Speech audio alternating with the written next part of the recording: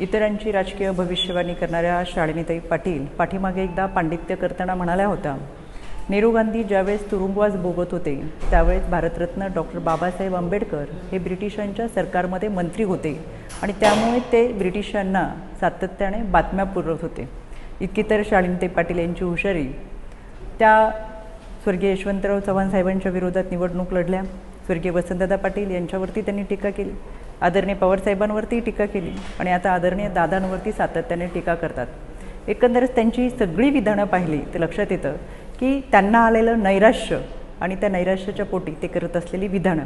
त्यामुळे शालिनीताईंना मला आवर्जून सांगायचं आहे, दादांनी भूमिका बदलली असेल तरी विचारसरणी बदलली नाही. आपण तर सातत्याने विचारही बदलत आहे, भूमिकाही बदलत आहे आणि विधानही बदलत आहेत. त्यामुळे शालिनीताईंच्या वक्तव्याकडे फारसं लक्ष देण्याची गरज नाही. देश विदेशातील प्रत्येक घडामोडींचे लाईव्ह अपडेट मिळवण्यासाठी आता साम टीव्हीच्या सर्व सोशल मीडिया प्लॅटफॉर्मला लाईक, फॉलो आणि सबस्क्राईब करा.